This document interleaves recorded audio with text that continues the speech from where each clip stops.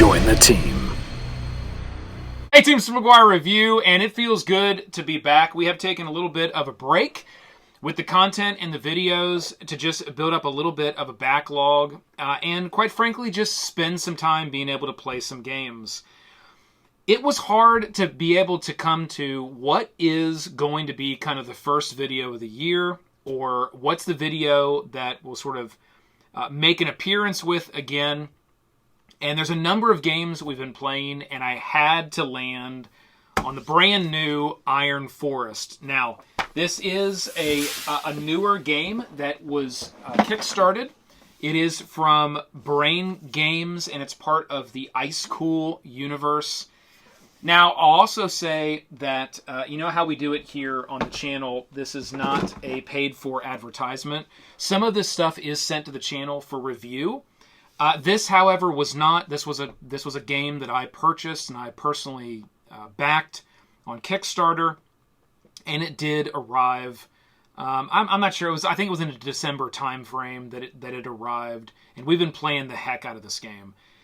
It is a fantastic game, and it's really one of those that gets back, I think, to just the fun kind of passion of sitting around the table and playing a quick, fun family board game, or with friends. I mean, this thing, if this game, I don't want to give too much away here. Like, we're going to go through the game and talk about it, but I'm really an advocate of this game.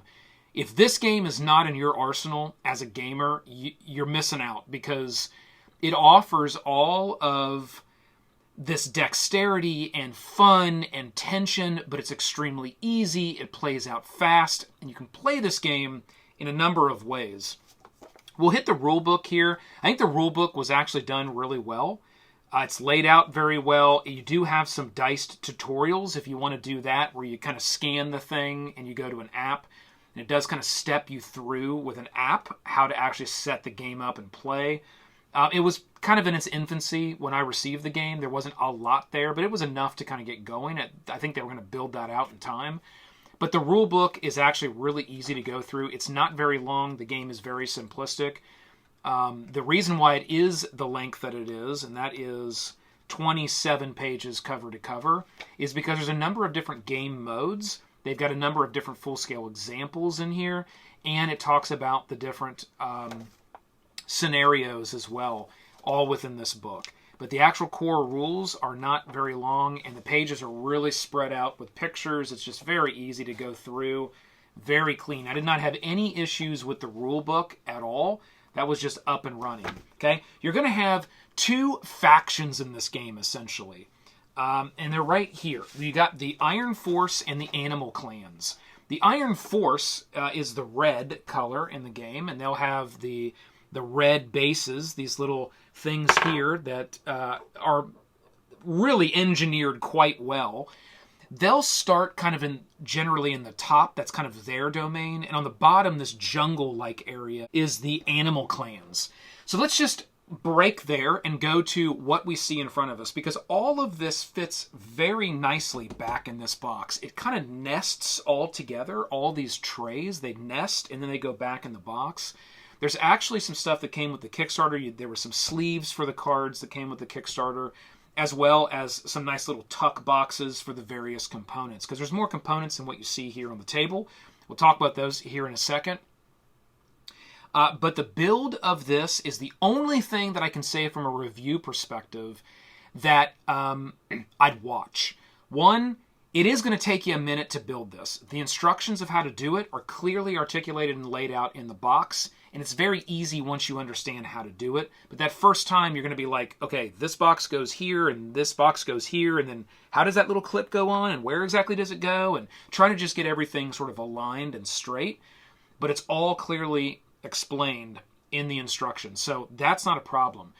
But I'll say that first time, take your time, and as you play the game, you break it down and put it back together. It does break down and put back together very quickly and easily, but take your time with these little clips. There's little clips up top here that hold the boxes together nice and securely. There's little clips down here where this connects, and they're very snug.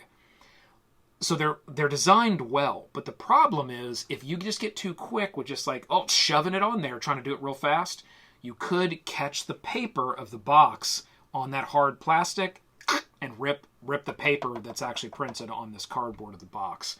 That could happen. You could scratch it, you could rip it. I haven't had any of those problems because I'm mindful of that, and I put the clip on nice and slow and make sure it's totally on both sides of that the two boxes that are up against one another, and then I just slide it on nice. And I don't think it's going to have a problem. You got to think back to like the 80s when tons of games were designed and built like this. I think about like the Mousetraps and the old Ghostbusters game, and there was like I think there was a He-Man game that was kind of like this. And I mean, the list goes on, right? That they had sort of this three-dimensional build that would have to happen that made up the board game. And even the components at that age, those games lasted for years, and we put those things through hell. So I don't really have any concern with the build quality. The cardboard is plenty thick enough. The print is nice and high quality and thick. The paper is on there, secured really well. It's sort of full on the whole thing as well, because the whole tray is kind of wrapped in that design and that paper. So that's all done really, really well. I don't have any concerns. The engineering of how it actually is put together, it's actually really sturdy. You could just pick this up and walk around with it. The only problem with that is there's a little center piece right here that is loose. If there was a couple little clips that went on there, here and here and here and here, like there is at the top there, then it wouldn't move. This is the only box that's kind of loose. Other than that, the whole thing is contained together and it's clipped together. You can pick it up and walk around with it. It's actually very, very sturdy. And I really like how they designed this top piece as well, with these corners that go in. And I was kind of confused at first, but these top pieces, you drop the thing inside of this and then you snap these top pieces on top and it really locks it down. So the build quality is done really, really well. And I wanted to spend some time on that. And that would be a lot of the review here, is like the actual quality and thought that was put into these components is really, really paying off. Because I know it took them a much longer time to deliver this than they anticipated through the Kickstarter. And there was some frustration around that. They were very transparent about things that had to be redesigned, go back. They just weren't right. I think there were some people that was like, it's good enough, just deliver the game. Trust me, it was worth the wait for them to spend the time to get all these components actually designed right, so it works well. Because that's what makes this game so fun over and over again, is that it actually really works the way that it's supposed to work. And then you can start to get really good as a player in nailing those trick shots as you're playing these games, or trick flicks. Okay, so killer actual board design and functionality. Now what's going to essentially happen in this game is these little roly-polies here, you're going to be flicking them around the boxes, trying to get them to go through openings, trying them to jump over things, trying to hit things, all by just flicking them. And it does matter as well how you flick them. If you flick it really hard right at the top, you can get them to jump. If you flick them like right or left, they do have kind of a little bit of an English to them where they'll roll and they'll spin a certain way. So you can nail trick shots where you go through like 2, even 3 doors at a time. It's crazy what you can do and pull off. And when those moments happen, it's like everybody around the table is like, the other team is like, oh my God! And your team's like, ah! The energy is definitely high in this game. And then the other mechanic is going to be using this launcher here, where you're going to be, you're going to be placing your mechs in there and you're going to be launching them. And you can launch into a lower area if you wanted to. You can launch into the higher areas if you wanted to. And you can get up there. And that's how primarily you're going to achieve your objectives in this game. So that's the other thing that now gets really fun with this, is there are these different scenarios, and there's a ton of them. You can see there's a huge stack here of all these. These are all different scenarios that you can play in the game, and every one of them is completely different. And they utilize these 2 bags of materials here. One bag is red and green dice, and they're standard die that have numbers on them. And then, like all dice do, and then here are a set of clips that are colored white, green, and red. And you clip those to the top of these doorways or over the holes that are on the top. On this top part here, you really can't see. There's actually, you can see my finger actually pop through there. There's actually holes at the top of this that you can get up there, and that's how you get back down. You got to get into one of those holes and drop back down.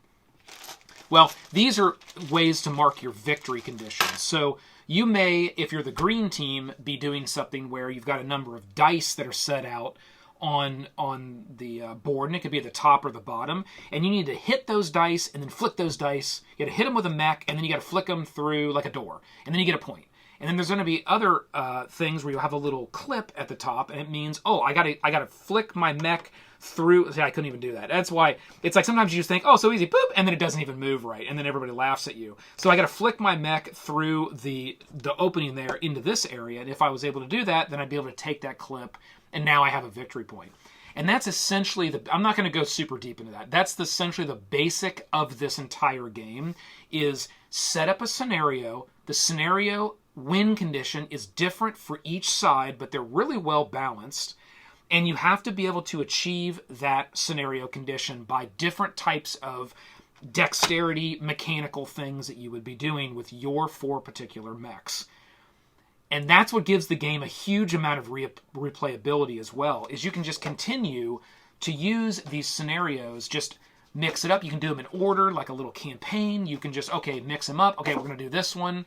And they do range in difficulty. So there are some that the instructions say, hey, this would be a good one to start with. That's just more of like going through doors and dropping through holes and, you know, going up to top, bottom, and just getting sort of through different obstacles to get a victory point. And you'll want to start with one like that. I definitely recommend starting with one like that.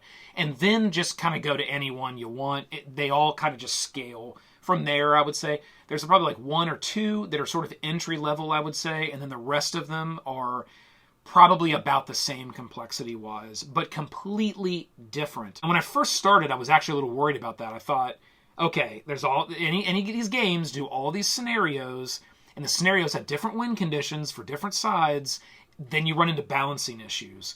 But I've played almost every single one of these scenarios, and I have never ran into one where I feel like there's actually a balancing issue. It really does come down to skill. And you will get better at this game as you play it. That's not to limit or put a barrier on anyone who's brand new, because you'll very quickly get it. After a few flicks and a few launches, you'll start to get the feel of everything, and then you're right in there, right in the game. But I will tell you, if you play this on a weekly basis with like your friends, you're gonna get good. I mean, like anything, like you're gonna be launching it and just nailing a launch that goes up top in a hole, or up top, hits, spins, go through a door.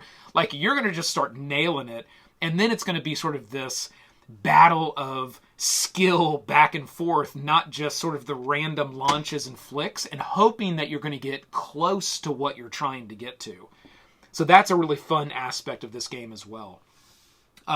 When you play the game, you will play the game either... Well, there's lots of different ways to play the game, but I find the funnest way to play the game with probably the 4-player, although I've had a great time 2-player. 2-player is really good as well, and you can actually burn through these scenarios and play the game a lot faster if you want to play all the scenarios. If you play 2-player, you can just burn through them. It's awesome, like, because the games can get pretty quick. Especially once you get really good, and it's like every time it's your turn, you're achieving something that you need to achieve. Then you can burn through the scenarios and kind of complete the game, and if that's important to you. But that's totally doable here. But you can also play this game solo, which I found was very interesting, that they designed a solo aspect of this game as well, where you'll be given specific things to achieve, and then there's a special little deck of cards that come with it that sort of automate the other side, and basically you try to win, right? So we'll just say try to get the highest points or try to win first, and that is how you achieve the solo mode of the game. And it's actually a lot of fun as well, especially if you want to just like hone in on your flick skills or your launch skills, or just kind of practice, like if you get competitive with this game and you're playing it with your family or your friends and you want to put in a couple extra hours, right, to kind of get ready for that next family weekend. Definitely you can do that solo game for that and be able to kind of achieve that level of fun and practice. And I think that's probably the best way to probably use the solo mode. I wouldn't buy this game as a solo game and just be like, I'm going to play this game solo. You're going to have fun, but this game really shines when you're playing this with a group of people. or you're playing 2-player. 2-player can be very, very competitive. I just find a lot of fun with that 4-player game because you have teams. It's 2-on-2. The game still works the same way. So one team is going to have these Animal Clan activation cards, and all they are is just pictures of one of the 4 of the animal clans. So you're going to start the game, and let's say you're Animal Clan, you're going to put your 4 mechs in front of you, and the Iron Claw will do the same thing. They'll put them in front of them, then they'll get their activation deck, and you'll get your activation deck, and it's just pictures of these mechs, and you shuffle them all up. That's how you do your random activation. So when it's your turn, you'll pick one of these and say, oh, I got the green mech, I got Howler. So you have to activate Howler. You can't activate maybe one that's right up here that's right next to a victory condition that you want to try to achieve that's really easy. You got to activate Howler and try to do something else. And then you'll take your action, whether it's you flick it or you need and want to launch it. If you launch, there are some rules. You have to launch it from the box it came out of, and the launcher is supposed to touch the box. So you can move the launcher around any box that you took it out of and then launch it anywhere you want going up top. And it's funny when you're trying to stay up top, but you launch it up there and you roll down one of these little holes and you end up down here again. That's hilarious when that happens. And then you will, I'll talk about that in a second. And then you will be able to do a second activation. So every person's turn, you get 2 activations. So you'll flip a card, you say, okay, that's the mech I'm activating, you'll do it, and then that's it. And then you'll flip another card, and it could be the same mech, so you could activate it again, or more than likely, just due to the probability of how many cards are in the stack, you're going to get to activate another one of your mechs. Now, the only other thing that you need to know is there's also these special ability cards that are in the game. And if you play a 4-player game, it's different depending on the number of players. But if you play a 4-player game, everybody's going to start the game with 2 of these cards. And these are just like special powers, right? You'll see on the side-by-side cam. They're things that will allow you to do extra little special things. And when it's your turn, you can use these power cards in between your actions, before your action, after your action. It's your choice when you want to use these, and you can use these little power-ups to do different things. And sometimes they really do pay off when you strategically make sure you use them. So what I end up generally doing is it's probably not the best strategy, but I end up holding on to these probably longer than I should and not using them when I should, because I'm like, it could be a better situation where this would really pay off. And when it does, it's chef's kiss when it really pays off. So just know that you do have these special ability cards, and you will be able to gain more of these special ability cards if you knock out an opponent. So how's that work? The other mechanic here that goes on is while you're flicking these little things around the board, if they ever, you can't take friendly fire, but if a Iron Clan here hits one of the animal, right, and it hits it, well, then it does damage to it. You don't take damage, but if you hit it, it takes damage. Which means what happens is you take your card and you flick it over. On the other side of your card, it's like a black and white version of the card. That means you're damaged.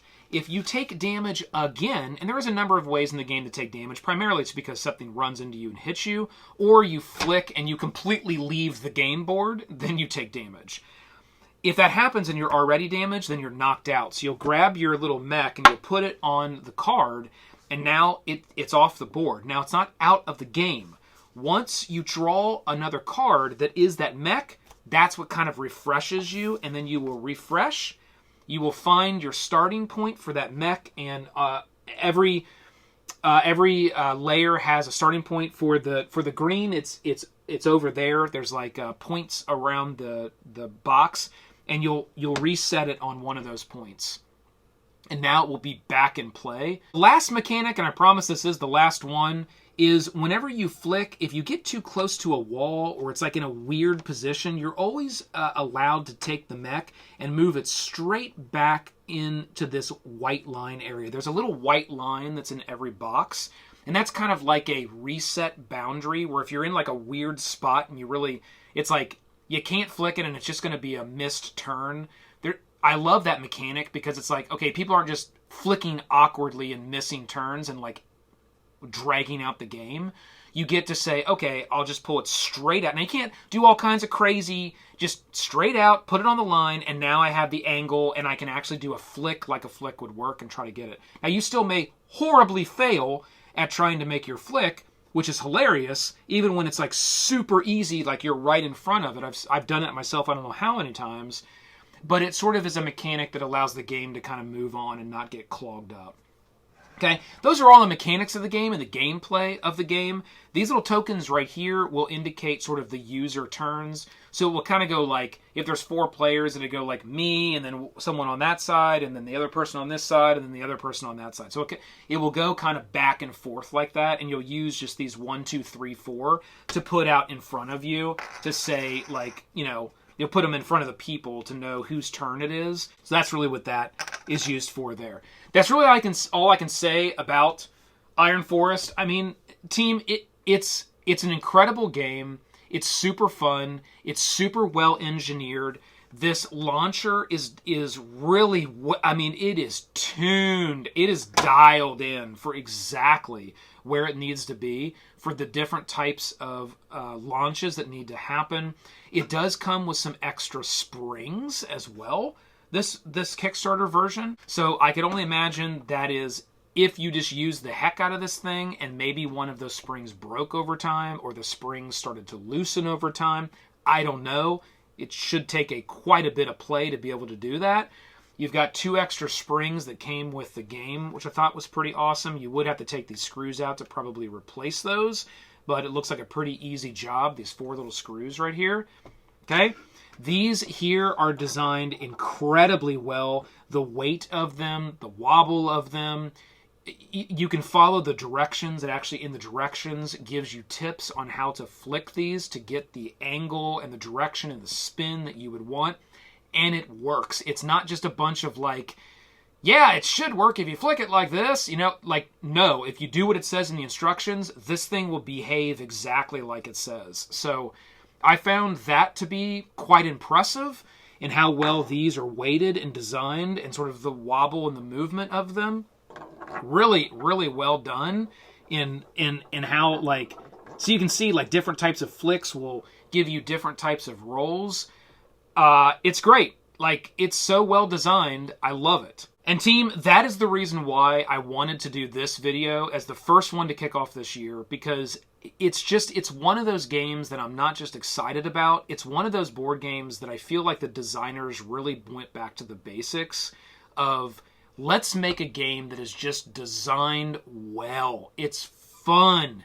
You can play it in 30 minutes. Everybody's happy when they walk away from the table. It's nothing but cheers and smiles the entire time you're playing the game. That's what makes Iron Forest so good, and that's the reason why I wanted to cover it as we kicked off this year. If you can get your hands on this, if you kickstarted it, if you backed it, you know what I'm talking about. You're probably having a great time playing this game. If you can get your hands on it, I definitely recommend it. I have no idea I have no affiliation with the company, so I don't know any inside information. I have no idea what the plan will be for retail rollout or what the timing of that will be or when it will be available. If it is at all, I mean, I believe that they would do this. That would be silly not to like make a game like this completely released in retail, because it's one of those games that I could just see flying off the shelves once they got it out there, because it's so fun and it doesn't really have an entry barrier, right? Like there's no entry barrier here. This is just get it out, build it, and have a great time. So with that, team, keep rolling them crits. This has been the McGuire Review, and we'll see you next time.